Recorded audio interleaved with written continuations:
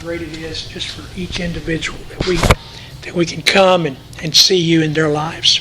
Just thank you for this time now and this wonderful text that we have that we're going to be looking at. We just thank you for that so much. Just pray this in Christ's name. Amen.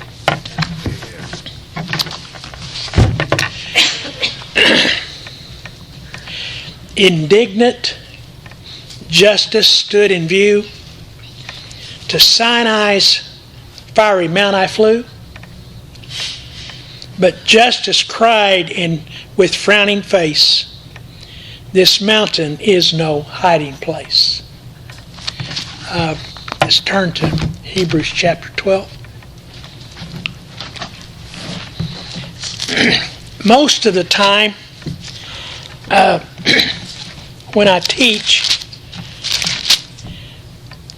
not every time, but most of the time, the text that I'm teaching, I think, man, this is important. This is really, really good. This is what we need.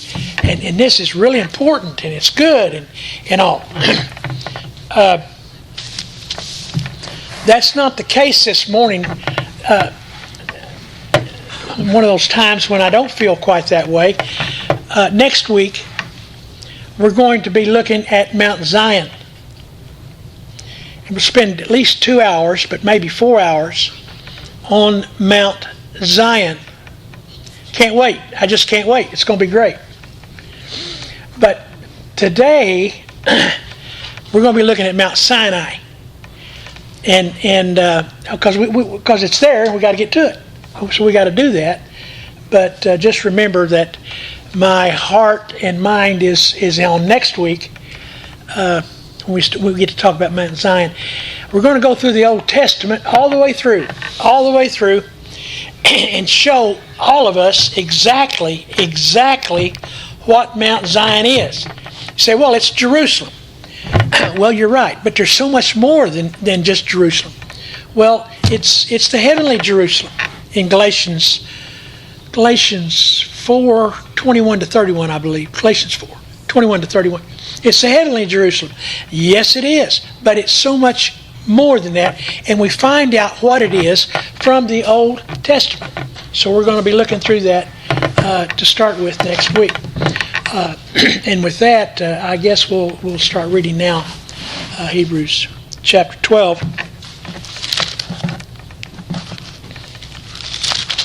Verse 18. For you have not come to the mountain that may be touched, and that may be touched and burned with fire, and to blackness and darkness and tempest, and the sound of trumpet and the voice of worlds, so that those who heard begged. By the way, this word begged, if you look at verse 25, it says, see that you do not refuse him. That's the same word. I don't know why the translators translated begged, but that's what they did. So it's not only that the children of Israel begged not to hear God's word, but they refused. It's the same word. I don't know why in your translation, same as mine, for some reason the translators didn't translate it the same both times. Burned with fire and the blackness and darkness and trumpet and tempest, verse 19, and the sound of a trumpet and the voice of worlds, so that those who heard begged that the word should not be spoken to them anymore.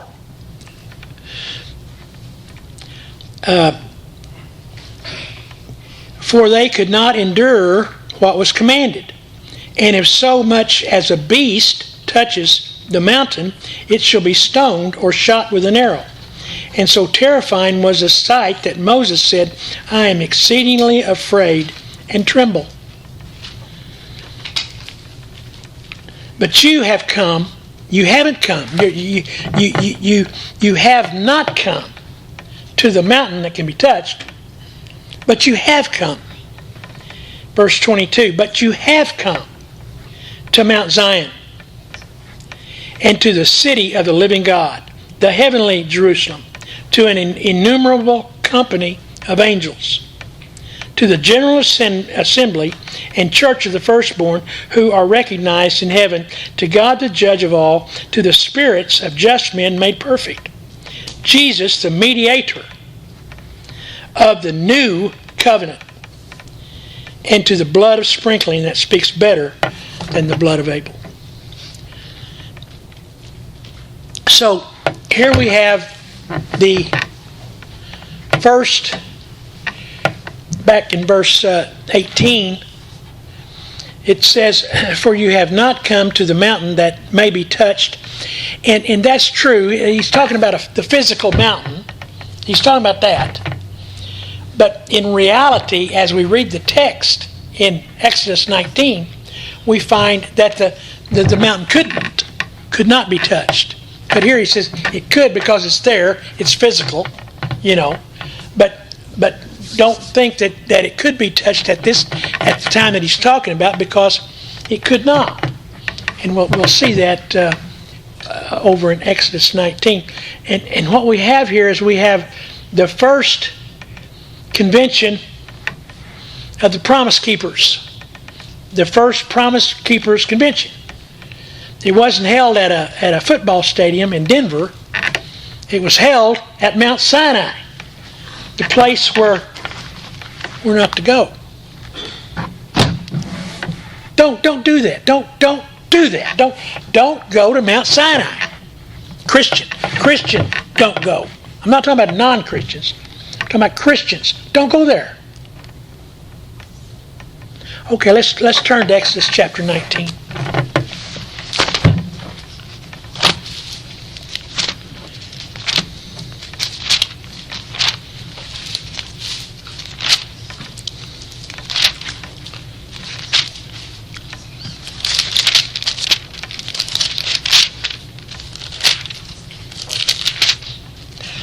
In the third month, after the children of Israel had gone out of the land of Egypt, on the same day they came to the wilderness of Sinai.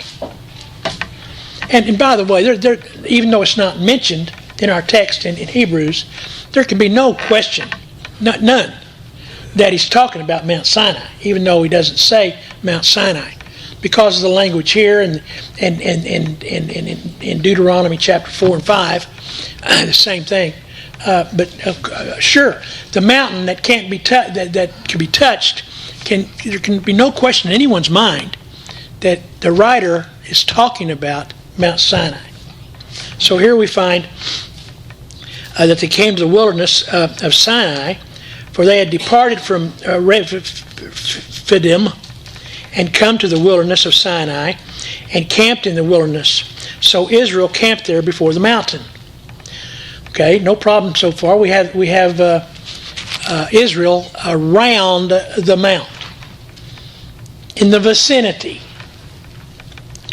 And Moses went up to God, and the Lord called to him from the mountain, saying, thus you shall say to the house of Jacob, and tell the children of Israel, you have seen what I did to the Egyptians, and how I bore you on eagle's wings and brought you up to myself.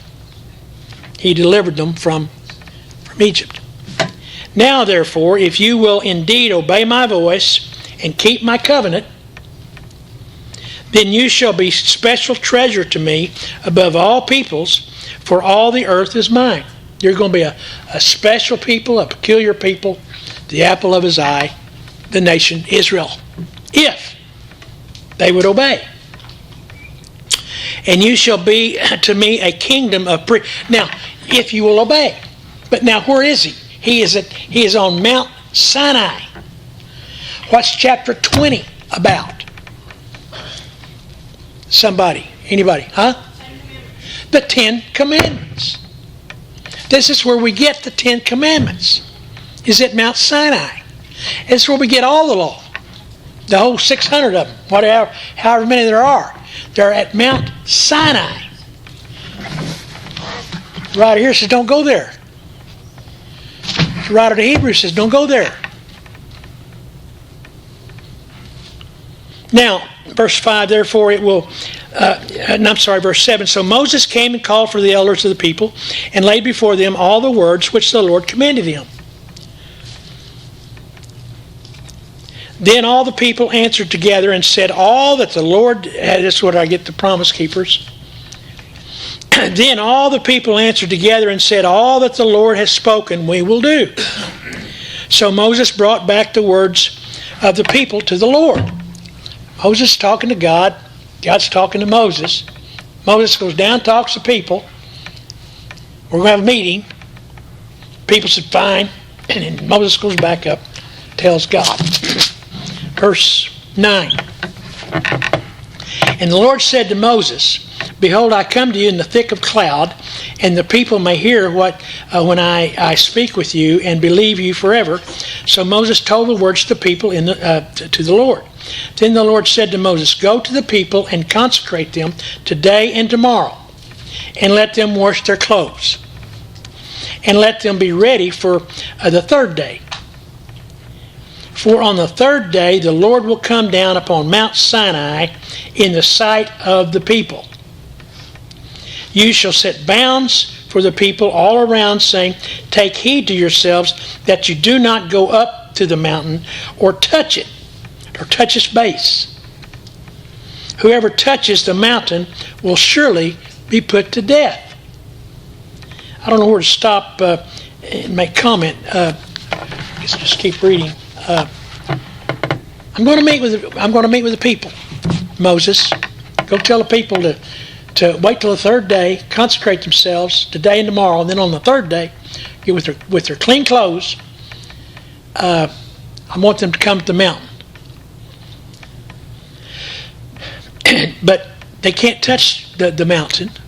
They just got to be down at the bottom, around it, and it can't even have an animal touching the mountain because I'm coming.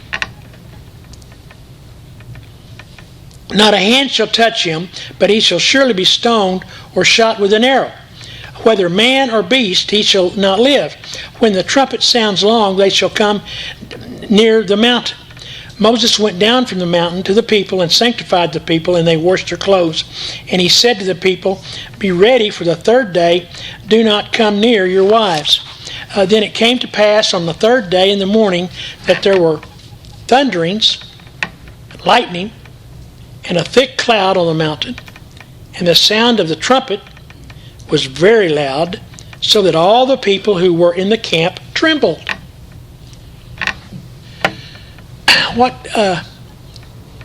We have God. He's going to be in the midst of the people in Zion next week. We have God.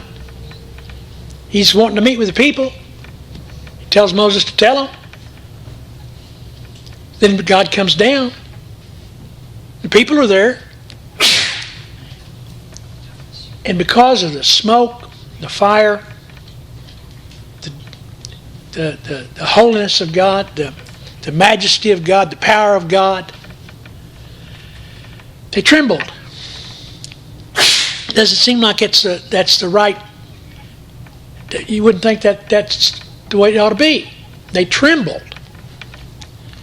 And Moses brought the people out of the camp to meet with God, and they stood at the foot of the mountain.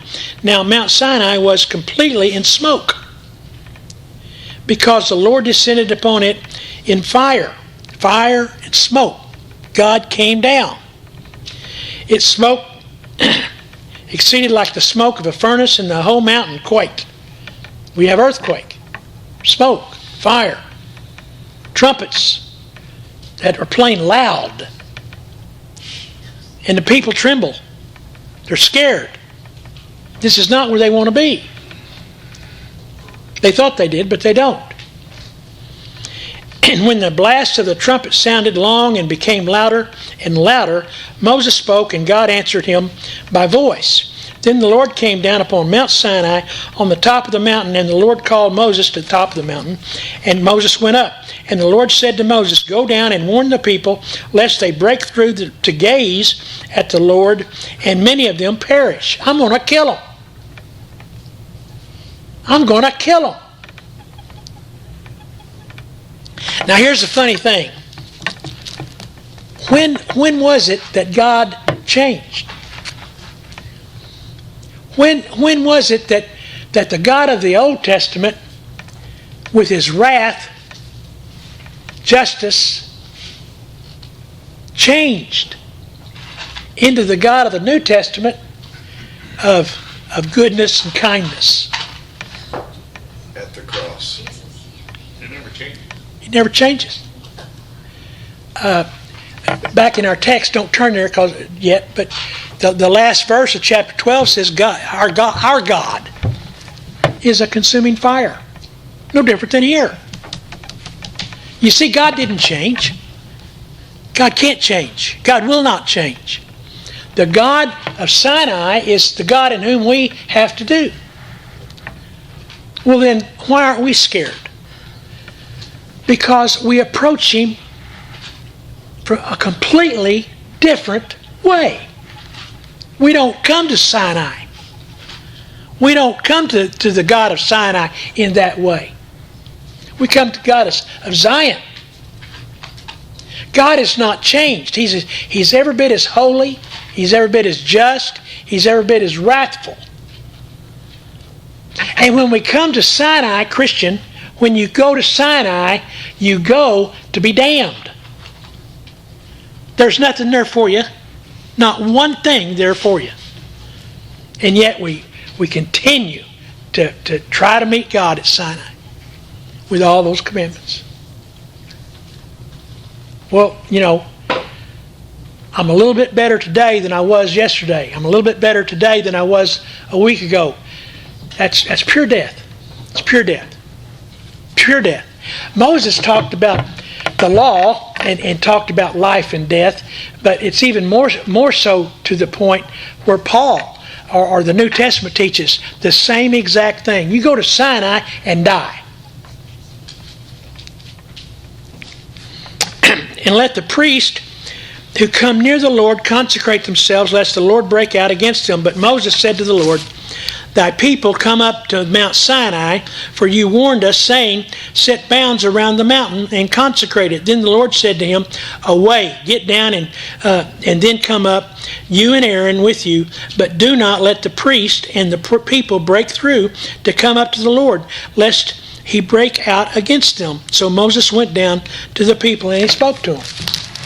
The people said, we're going to have a meeting with God. We'll put on our best clothes. We're going to have them all washed and clean. We're just going to go meet with God. And they did. And they found out that isn't where they wanted to be at all. Back to our text. 12.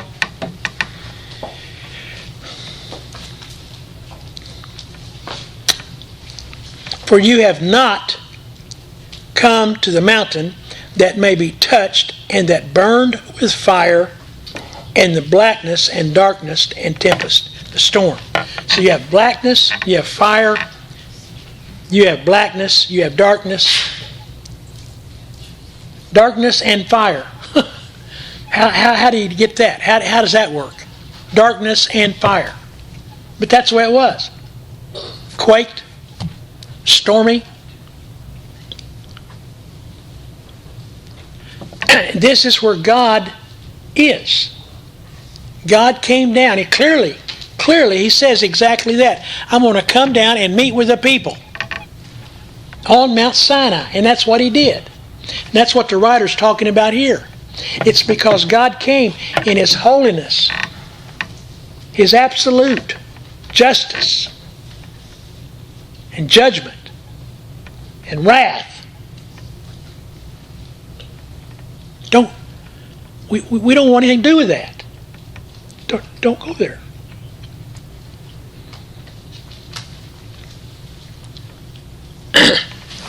Christians walking around and he runs into Mr. Evangelist. And Mr. Evangelist tells him to go to the wicket gate. Wicket gate. Wicket. Not wicked, but wicket gate. And so off he goes. And he's got this burden on his back. And so off he's going to the wicket gate. and he comes to this man. This man's called Mr. Worldly Wisely. And Mr. Worldly Wisely shows him and tells, Mr. Evangelist comes to Christian first and tells him how to get to the wicket gate. And on his way, he comes to another man named Mr. Worldly Wisely. Mr. Worldly Wisely tells him to go up this hill. Don't go that way, because Christian was complaining about the burden he had on his back.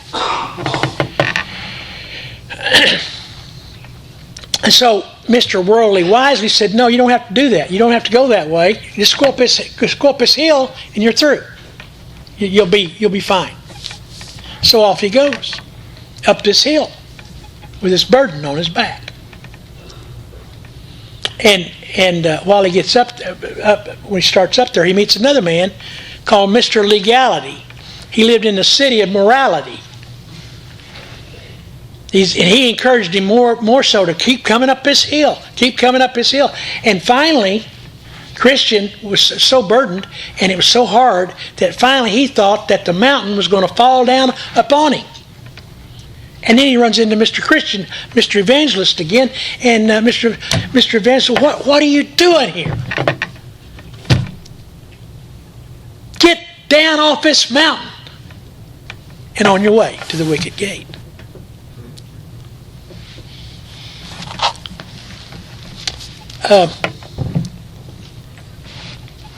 For ye have not come to the mountain that may be touched and that burned with fire, blackness, darkness, tempest, and the sound of a trumpet.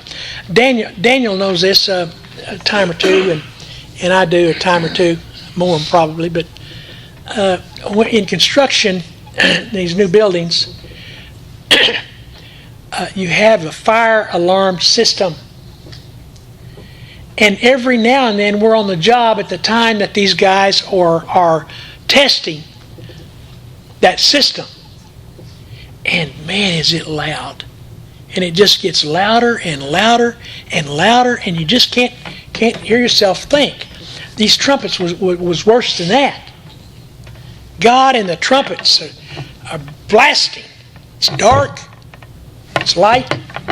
There's fire. God's speaking. And the sound of a trumpet and the voice of words. God says, call the people up here. I'm going to talk to them. It does, and then God starts speaking. The people, they just can't take it. They're scared, and rightfully so. The voice of words, so that those who heard it begged that the word should not be spoken to them anymore. Oh God, just please be quiet. Don't talk to me. There is nothing that God can say to you, Christian, that God can say to you that's worth anything as long as He's saying it to you on that mountain. Don't talk to me. I'm scared of you. I'm frightened of you. Your wrath and your holiness is too much for me. Be quiet. Please be quiet.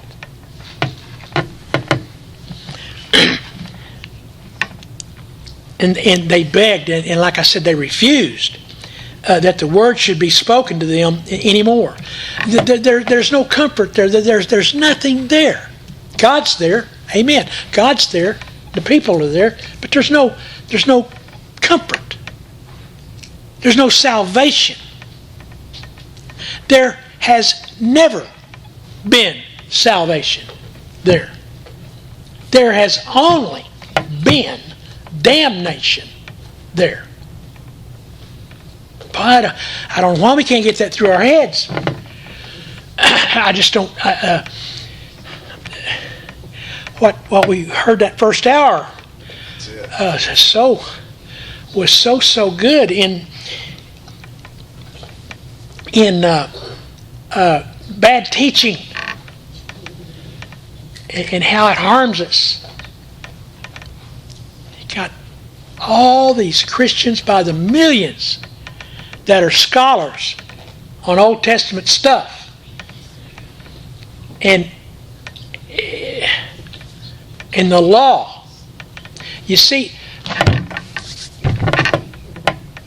God came down, and this is the covenant. This is the covenant that He made with Israel. Right here, what we're looking at. The next chapter is the 10 Commandments, and then all the commandments after that. This is all repeated in Deuteronomy chapter 4 and 5. It is the covenant of law. And there's no salvation in it anywhere. Or peace. There's just death and peace. I mean, in hardship.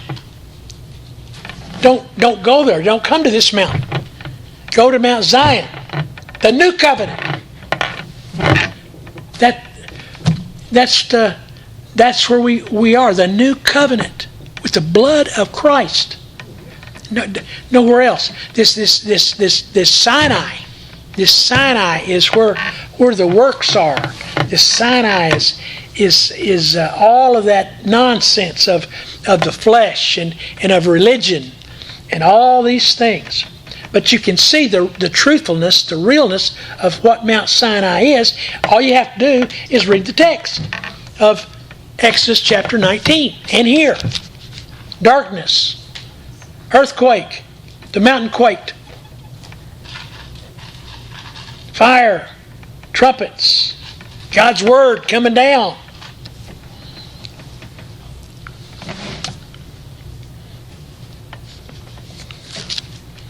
For they could not endure what was commanded. Verse 20.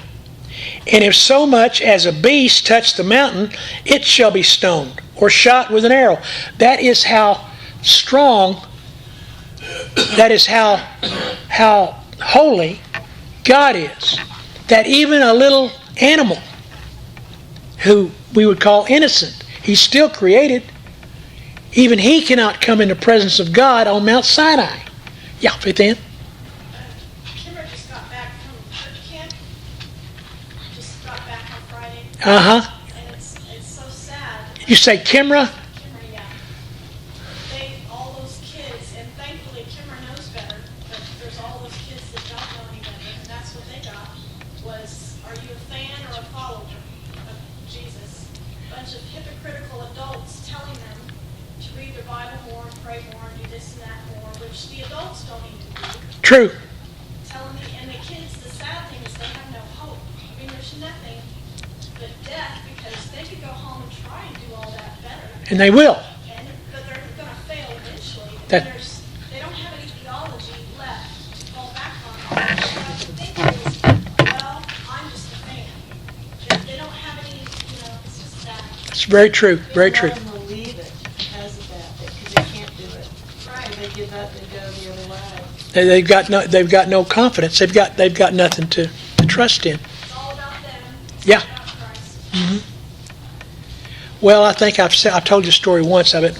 I'll try to remember it. Church camp in Wyoming. The boy from California went, and it was a church camp for all ages, from little bitty all the way up to high school. And he had been, and every year they had this fire, this bonfire, and they had this thing that they threw in the, I don't remember what it was, but they threw it in the bonfire, and somehow that's to cleanse all your sins and to straighten up and be better and all. And so his senior year he went, the summer between his junior and senior year, and he told the people, I've been coming here pretty much my whole life, and every year I throw this thing in the fire, and I go back and I don't do it. But this year, I want you to know that I really mean it this time. Threw it in. He went home, a year later, committed suicide. You can't do it. You just can't do it.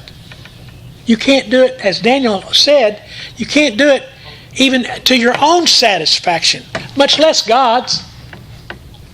Just leave God out of it. You can't obey to your own satisfaction. Yeah. I went to camp and they did that when I grew up. I was sent to camp every summer. It was the navigators. And one was at a lake. When I was younger, it was at a lake. And they'd have us write down things that we wouldn't do. And fill in the fire or whatever we do. And you felt so guilty because you go back home and you do those things on that list. That's right. And you just live with guilt all the time. And it was really hard growing up young, with that burden on you. And you felt bad all the time. It's much more subtle, but the message doesn't change as you get to be an adult and go to church. In most churches, it doesn't change. It's just more polished. Yeah, Tom? It's our fallen human nature. We're looking for a formula. We're looking for what to do. Mm-hmm. And there's so many guys in the pool pits that say, you want to know? I'll figure out something for you. I'll give you 4 things this Sunday. Next Sunday I'll figure out 4 more. It's stupid. Yeah.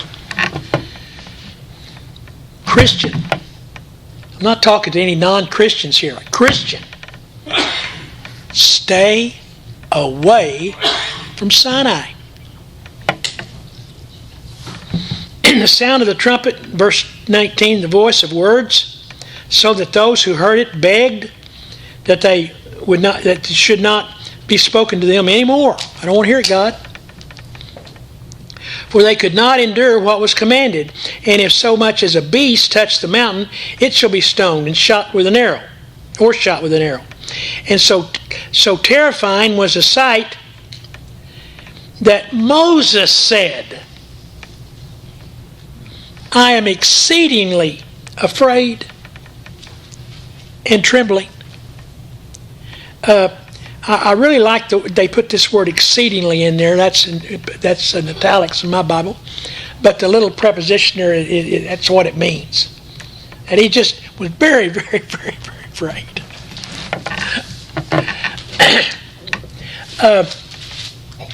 Let's just think a minute of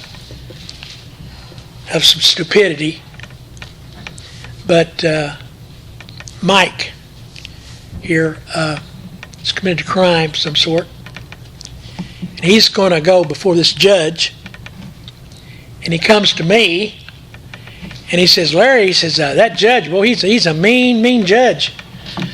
He's awful. He's ugly. He's terrible. I'm scared of him.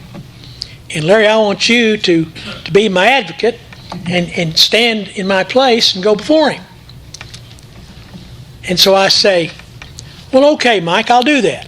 I'll go and I'll represent you before this judge. But Mike, I got to tell you, I'm scared of him too. What kind of confidence is Mike going to have?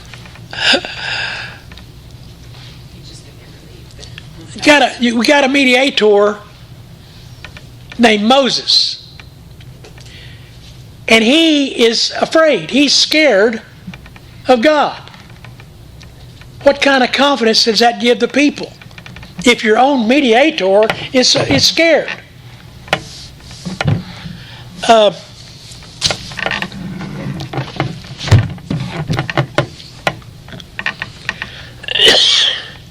God's come down in His holiness. He just delivered them from Egypt. Did all the miracles. And now He's come down. And He's come down in holiness and judgment and wrath and His power, His glory. Filled the mountain. The mountain shook. The mountain was on fire. The mountain was dark. And this is the very same God that we have today. There is no change. Absolutely no change in God. Verse 20, verse 29, for our God is a consuming fire. Hasn't changed. But we don't come to that mountain. We don't come to that. We don't come to Mount Sinai. We don't come to the law. That's where the law was given. There's no question that the law is identified with Mount Sinai. There'll be no question in that whatsoever, because that's where God came down and gave the law. Was at Mount Sinai. So there's nothing for us there but wrath, judgment, death, and damnation, and hell at Mount Sinai. Don't.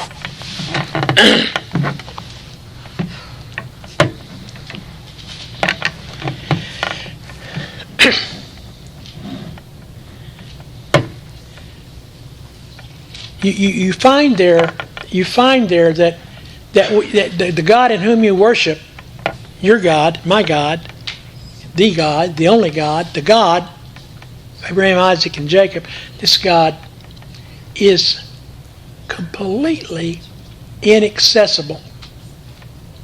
You cannot get to Him. He's inaccessible to you and to me by coming to the mountain. And where we are to come is to Mount Zion, that we're going to see next week. Mount Zion is the new covenant that we've been talking about for this whole book. This whole book's been about the new covenant, and to Jesus, the mediator of the new covenant that He bought with His blood. That's where we come to. So as we continue to think that we can have access to God, read it. Chapter 19, Exodus 19. Read it again.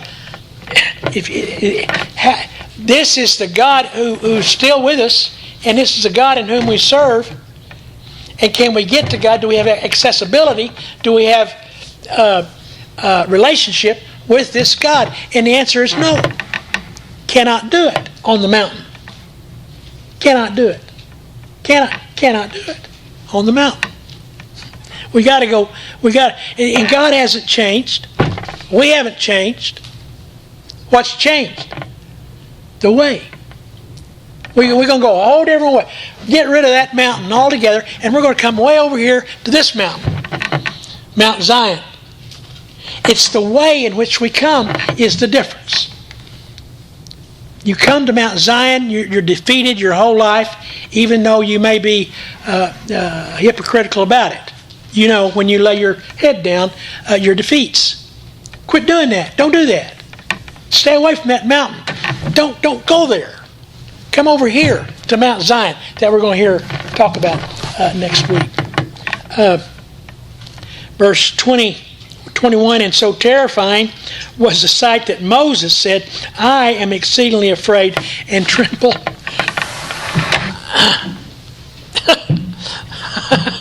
Your mediator is afraid. You got to have a mediator. Everybody knows that. We all know that. You can't go to God on your own. You have to have a mediator.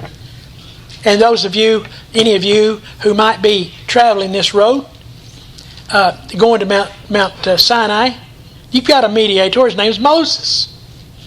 He's given you that law.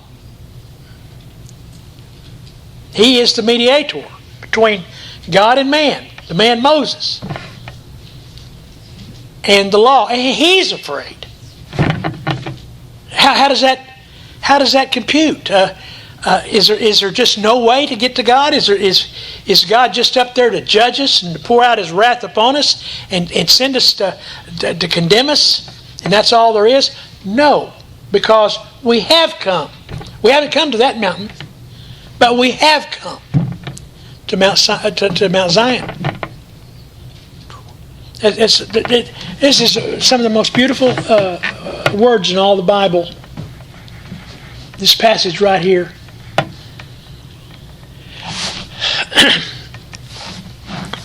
People think, that God of the Old Testament, boy, I'll tell you, he was a mean God, wrathful. Boy, he's bad, he's mean. But now he's good and kind, and he's my buddy. Same God. You better find you a different way. You come to the Mount Zion, which is, you come to the new covenant, which is, you come to Jesus Christ. You come to Christ completely and totally without anything from Mount Sinai. The Jews came in their rags, and were cleansed and clothed with clothes of righteousness. But we don't even have the rags. We don't even come in our rags.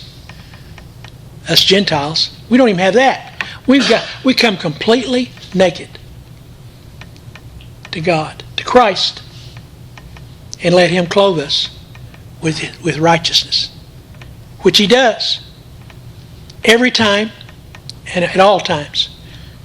And that clothing and that righteousness stays with us forever.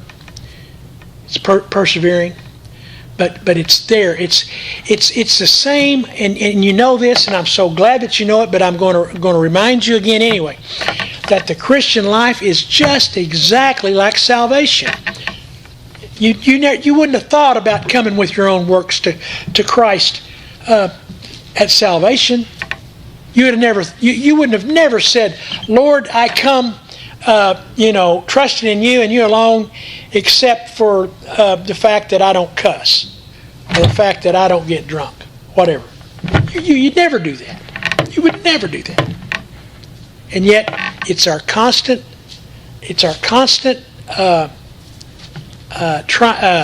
temptation to bring our Christian life to that very place of works. Here, the writer says, "For you," verse 18, "for you have not come." He's talking to believers here. We've made that clear, have we not, over the past 2 years? We've made that clear. These are believers. And he tells them they didn't come there. They didn't come to Mount Zion. Let us not come. Let us not go to Mount Zion. Even Moses was scared. But you have come, verse 22, but you have come to Mount Zion and to the city of the living God, the heavenly Jerusalem, to an innumerable company of angels. And on it goes. So let us try to remember that as we go through, that you don't take any. What does this mean, Mount Zion? It means you don't take any concern about yourself. That you don't come to God with anything that you have done. You only go to Christ. You only go to the gospel. You only go to the new covenant. It's simple, really. There's nothing complicated about it. Just stay off Mount Sinai.